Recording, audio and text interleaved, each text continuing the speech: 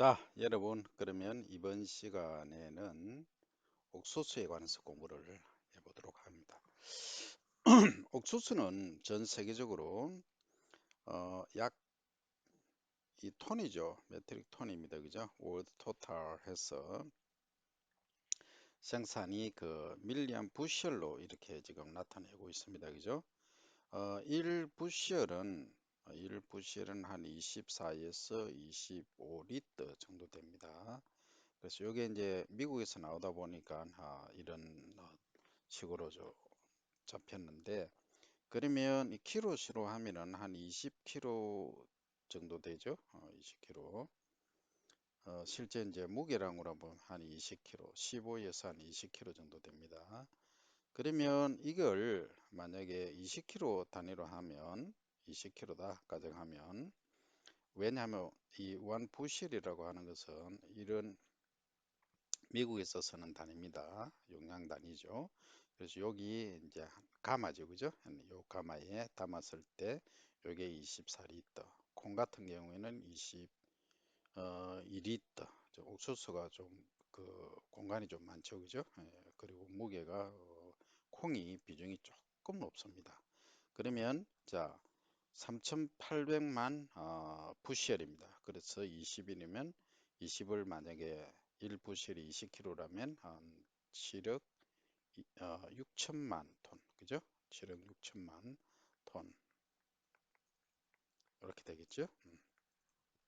그래서 여러분들이 이제 그 데이터를 쓰실 때는 미국에서 USA에서 나온 부시를 쓰느냐 아니면 국제 단위 인터내셔널 단위인 톤을 쓰느냐 하는 것을 유심히 보셔야 됩니다. 그래서 속지 마시고 올 토탈은 이렇다. 그러면 미국이 어느 정도냐 하면 약 3분의 1입니다. 그러니까 어때요? 1300만 1360만 부시이죠, 그죠? 그럼 20 곱하면 얼마입니까? 6 2죠, 그죠? 그러면 한 2억 6천만 톤 정도가 되죠, 그죠? 그래서 이제 이 옥수수는 전 세계적으로 미국과 그다음에 중국이 가장 많이 그 재배를 하고 있어요. 재배를 하고 있는데 지금 그 생산량으로 이렇게 표시를 했지만 실제 우리가 옥수수를 여기 이 이제 그림에서 보면 미국 38% 퍼센테이지로 보면 중국이 21% 정도, 그 다음에 브라질, 멕시코, 프랑스, 아르헨티나, 그 다음 인디아가 한 2% 정도, 이탈리 2.9%, 인도네시아가 1.5, 그 다음에 사우스 아프리카, 남아프리카죠, 그죠? 아프리카가 1.5% 정도 되더라 하는 거죠. 그러면 옥수수에서 우리가 이렇게 지금 공부를 하고 있지만 실제 옥수수에 관해서 잘 모른다 이 말이죠. 내가 여러분들한테 잘 모른다 하니까 기분 상하죠, 그죠? 기분 상하지만은 잘 모르는 건 잘 모르는 거예요. 옥수수 하면 여러분들, 자, 옥수수에 관한 정의 하면은 뭐라고 얘기할 수 있습니까? 뭔지 모르게 옥수수? 그러면 우리가 먹는 일반 식용이냐? 그죠? 아니면은 소들이 먹는 사료용이냐? 하는 이것부터 이제 데피니션 정의가 필요하다는 거죠. 식용은 주로 우리가 찰옥수수로 많이 먹죠. 그죠? 소위 쫄깃쫄깃한 거 먹으면 좀 찰지잖아요. 이걸 먹고 사료용은 소, 돼지, 닭, 들이 주로 먹는 거예요. 그죠? 그래서 우리가 이제 미국에서 USA에서 사료를 주로 이제 수입을 합니다. 임포트하죠. 수입하면 거의가 뭐냐? 이 사료용 옥수수가 들어가 있어요. 옥수수 중에서도 옥수수 하면 뿌리가 이렇게 생겼죠. 수염 뿌리입니다. 왜냐하면 이 화분과이기 때문에 그렇죠. 잎이 이렇게 나고 옥수수대가 한 개, 두 개 정도 생기죠. 그죠? 그러면 미국에서는 수확할 때 전부 기계로 다 합니다. 쭉 지나가면서 이렇게 있으면 기계로 해버립니다. 여러분들 상상을 초월합니다. 다음에 에그 PhD라는 그 TV 프로그램이 있어요. 이게 이제 사우스 다코다라는 스테이트 주에서 스테이트 오브 사우스 다코다 미국의 사우스 다코다 주에 그 캐런하고 그 두 분이 방송을 합니다. 하는데 보면은 거기는 이제 기계회사, 농기계회사, 그다음 농약회사, 비료회사 등등에서 펀드를 스포트를 많이 받았어요. 받아서 방송을 하는데 아주 멋지게 지금 제작되고 있습니다. 그죠? 그래서 이제 이것을 활용해서 떻게 할 것이냐 하면은 이 전체적인 농업에 대한 이 기계, 농약, 비료에 관한 걸 설명을 하면서 뭘 하고 있느냐. 이 전체 재배까지, 기계까지 다 설명을 하는 거죠. 그러니까 이 에그 PhD라는 프로그램이 아주 잘 되어 있다. 여러분들이 꼭 보셔야 된다. 그죠? 자, 그러면 우리가 이제 식용으로 하는 것은 단적으로 간단히 말하면 강원도 찰옥수수 하면은 한마디로 끝난 거예요. 인어 워드죠. 한마디로 끝났다. 얘기 다 했다. 그런데 옥수수가 이렇게 자라면 옥수수 알맹이가 되라 그러죠. 하면 수염이 나오는 거예요. 수염이. 근데 이 수염이 뭐에 좋다? 신장에 좋다. 그죠? 신장이 좋으면 이걸 많이 확보를 해야 되겠죠. 그러면 많이 심어야 됩니다. 근데 그것보다도 여기다가 비닐 지프백을 이렇게 씌우죠. 그죠? 이렇게 출연하기 조금 보일 때 씌워놓으면 이게 꽉 찹니다. 수염이. 이게 사실은 암술입니다. 암술. 암술이고 이게 옥수수 알맹이 하나마다 이 수염이 하나씩 나는 거예요. 그러면 이제 요것을 나중에 수확을 해서 물에 보리차 끓이듯이 이렇게 끓여서 먹으면은 약불에 끓여야 되겠죠. 끓여 먹으면은 신장에 아주 효과가 좋다. 근데 물리적으로 문제가 있는 것은 알 수 없지만 일반적으로 이 신장을 보호한다. 신장이 좋다. 그죠? 그 다음에 우리가 이제 찰옥수수, 이 옥수수는 일반적으로 이제 뭐 운전하고 가면서 먹는다. 이런 말 하면 안 되죠. 휴게소라든지 이런 데 가면 또 길가에 많이 삶아서 팔고 계시죠. 그죠? 이렇게 드시고 계시거나 또 드실 수 있다는 거죠. 근데 실제 이 양은 전 세계적으로 트레이드 되는 한 거의 8억 톤에 가까운 이 양에 비하면 소위 세 발의 피다입니다. 이게 구일모다 임마. 9마리 소에 있는 털 하나 정도에 불과하다 그죠? 그런데 거의가 뭐냐? 사료용이다. 그죠? 그러면 사료용 옥수수는 대체로 어떤 게 있냐면 우리나라에서는 광팽옥, 강다옥, 장다옥 이런 애들이 주로 많이 심었어요. 이 피가 뭐냐면 수원 원래 19호입니다. 그래서 경북대 김성근 교수님이 아프리카에 가서 했죠. 거기서 추장이 뭐 추장보다 더 좋은 대우를 받으셨던 것은 우리나라의 이 신품종을 거기 가서 재배를 하니까 옥수수가 엄청나게 크죠. 자기들 아프리카 이디오피아에는 요만한데 우리 이 옥수수는 이만하거든요. 그죠? 그래서 토양의 비옥도를 좀 높이고 하다 보니까 뭐 엄청나게 커지는 거죠. 그래서 뭐 거의 신적인 존재에 가까울 정도로 되었다 하는 거죠. 그래서 우리가 이제 옥수수를 공부하지만 실제 조금 공부를 한번 해보도록 합니다. 여러분들 뭐 전 세계적인 동양만 맨날 공부합니까?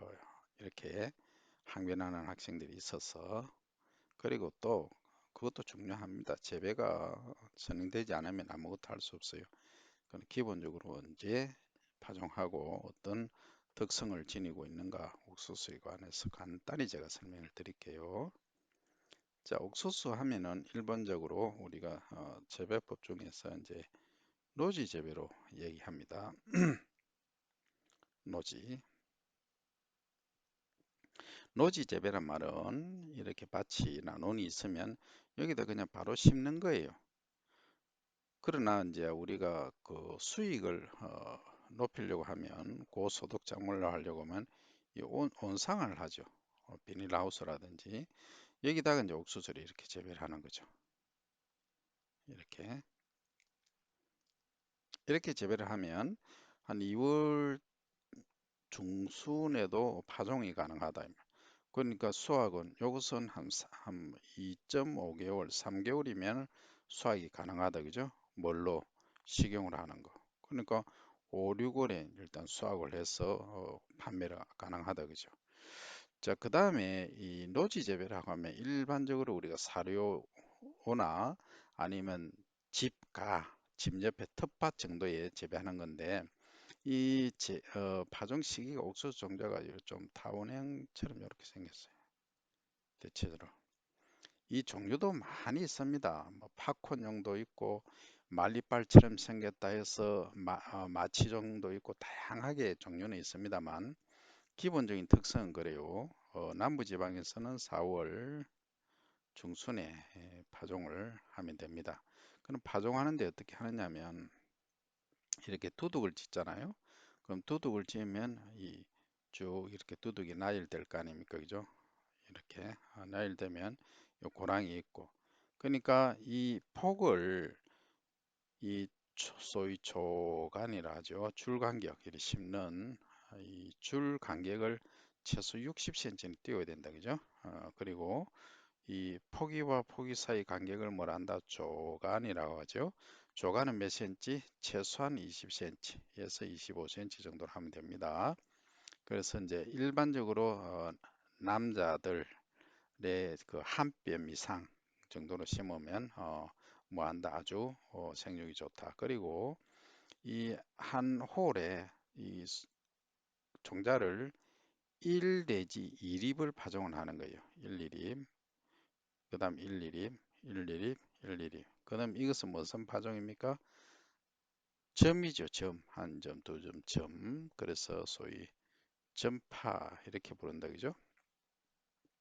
그래서 요즘 파종기도 나오고 하는 거죠. 그래서 이제 산업 쪽에 보면 농산업에서 이게 이제 어떤 기계를 만들 거냐 전부 뭡니까 돈하고 관계돼 있고 새로운 테크닉 기술은 노동력을 절감하고 그죠 이런 거하고 연관이 다 되어 있다. 전파를 한다 그죠.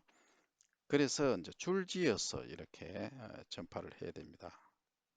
이런 식으로. 근데 여러분들 가만히 한번 생각해 보세요.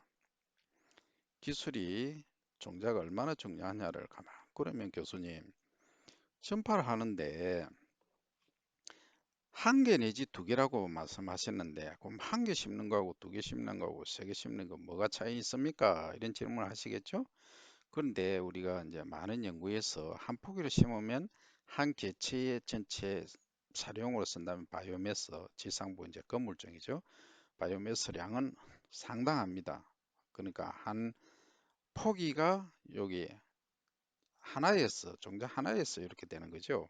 그럼 두 개를 심으면 두 개가 되죠. 그러면 한 개 심은 거하고 두 알 심은 거하고 비교해 봤을 때 어느 게 바이오매스량이 많으냐? 그죠? 그게 중요하죠. 그리고 세 개 심었을 때는 또 어떻게 되는가? 이렇게 해보니까 기본적으로 이제 두 개 심으면 전체 바이오매스량이 높더라 하는 거죠. 근데 이 종자 개념에서 보면 종자 한 알이 뭐 지금 일반 종자는 가격이 많이 쌉니다만 이 옥수수 종자는 특이하게 이 F1 잡종을 사용을 합니다. F1 잡종. 소위 하이브리드라고 하죠. 왜냐하면 이것은 순전히 타식성입니다. 타식성은 뭐냐 하면 이 옥수수가 이렇게 있으면 이놈하고 이 한 몸 내에서 이 아까 수염이 암술이라고 했죠. 암술이 쭉 떨어져서 꽃가루가 이 수술에 앉아야 되는데 그 타이밍이 여기 한 3일에서 5일 정도 빠릅니다.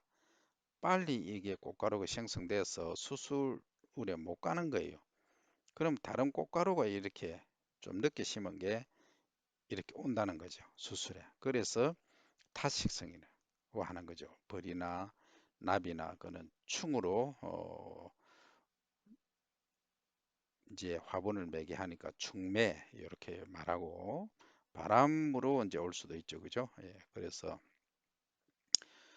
바람으로 오는 경우, 충으로 오는 경우 다양하게 있다. 그죠? 그래서 여러분들 이제 자식성이라고 하면 이 타식성의 반대인데 요 자체 내에서 꽃가루가 떨어져서 수분 수정이 이루어지는 것을 자식성 작물이라 하는데 옥수수는 타식성이다. 그죠? 예. 벼 같은 경우에는 자식성이죠. 그죠? 요렇게 있으면 꽃이 6개가 피죠. 6개 요렇게 펴서 여기에 수술 꽃가루가 또르륵 떨어지면 암술주둥이 앉아서 수분이 되고 수정이 요렇게 조세포와 극핵에 만나서 3엔, 2엔 이렇게 돼서 뭐가 되냐 베어 알맹이가 되죠. 그죠? 그럼 옥수수는 자식성이 아니고 타식성이고 배는 자식성이다. 이렇게 여러분들이 이해를 하시면 됩니다. 그죠? 그러면 파종은 언제 하느냐? 남부지방에는 4월 중순에 하면 된다. 중북부는 추우니까 5월 달에 하면 되겠죠. 조금 시기를 늦춰주면 된다. 그러면 파종 방법은 어떻게 하느냐 하면 옥수수는 철저하게 이 바이오매스량이 그러니까 지상부 건물중이 많기 때문에 토양 양분 수탈 수탈은 뺏어간다는 말이죠. 양분을 수탈해 버립니다. 뺏어가는 작물입니다. 그래서 이 토양 비옥도를 높이지 않으면 이 생산량이 확 떨어집니다. 아주 민감하게 관계됩니다. 그러면 토양 관리를 잘 해야 되겠죠, 그죠? 토양 관리를 비옥도를 높이는 쪽으로 해야 옥수수는 제대로 된 수확량을 가져올 수 있다 하는 점을 여러분들이 꼭 기억을 하셔야 됩니다, 그죠? 자, 그러면 이 옥수수는 우리가 식용으로 하는 경우, 그 다음에 사료용으로 하는 두 가지 케이스가 있었다는 말씀을 드렸고, 그 품종은 일반적으로 우리가 식용으로 먹는, 삶아서 먹는 경우도 있고, 팝콘을 만들어서 먹는 경우도 있고, 다양한 용도로 사용을 하고 있다 하는 거죠, 그죠? 그래서 옥수수는 우리처럼 좁은 면적을 가진 나라에서는 주로 이제 식용으로 edible 이렇게 얘기하지만 서양 뭐 특히 미국에서는 거의가 뭐냐 사료용이다 하는 거죠. 그래서 이런 점들을 이해를 하시고 우리나라에서 만약 식용으로 이렇게 이제 터널을 이용해서 비닐하우스를 덮어서 재배를 여기 이제 하만이라든지 주변에 가면 일부 하고 계시죠 농민분들이. 그러면 거기서 재배하는 것은 거의 식용이다 그죠. 요즘은 이제 단옥수수라고 해서 많이 나오고 있습니다. 그냥 생으로 삶지 않고 생으로 먹어도 달죠, 그죠? 이런 소위 감미종, 달감자죠. 감미종 품종들도 많이 개발되어 있다. 그래서 우리가 옥수수의 특성을 잘 이해를 하면은 앞으로 어떤 방향으로 흐르겠다. 그래서 옥수수가 과연 우리가 일반적으로 취급하는 사료용이냐 아니면 식용이냐를 구분할 때 우리나라에서는 재배하는 것은 식용이다. 그죠? 식용인데 이것을 어떻게 보면은 우리가 주곡의 개념에서 보면은 이거는 잡곡입니다. 잡곡. 많이 재배하지도 않고 많이 먹지도 않기 때문에 착곡으로 분류됩니다. 옥수수, 수수, 조, 기장, 팥 이런 것들은 전부 잡곡에 분류하죠. 그러니까 듣는 잡곡 기분 나쁘죠, 그죠? 그 우리도 뭐 멋있는 이름을 지어 달라. 뭔 잡곡이냐? 그러면 뭘로 하느냐? 특용작물로 분류를 한다. 특수한 용도로 이용한다. 그럼 특용작물 하면 여러분들이 생각은 특용작물 하면 기름작물 하면 콩도 있지만 피마자, 유채, 땅콩 등등 다양하게 있죠. 그죠? 참깨, 들깨. 어? 그거하고 같나? 아니면 또 약용작물도 특용작물 안에 포함이 되죠. 그래서 약용작물은 원체 브로드하고 그 종류가 많기 때문에 따로 이제 특용작물하고는 분류를 해버립니다. 그죠? 그래서 여러분들이 이 농학을 하면은 이제 이 개념을 잘 이해를 하셔야 됩니다. 그래서 여러분들이 제가 하는 얘기가 바이블이 될 수는 없습니다. 없지만 전체적인 큰 흐름을 알면은 어떻게 분류를 하고 앞으로 어떻게 나아가겠구나 어떻게 산업화 되겠구나 국제 동향은 어떻겠구나 하는 것을 아실 수가 있다는 거죠. 그래서 옥수수 하나만 가지고도 이렇게 다양하게 우리가 어플라이 할 수 있다 하는 거죠. 그래서 옥수수를 통해서 타작물하고 비교도 하고 여러분들의 지적 능력 수준이 향상되기를 바라면서 오늘은 여기까지. 언제 봅니까? See you next time.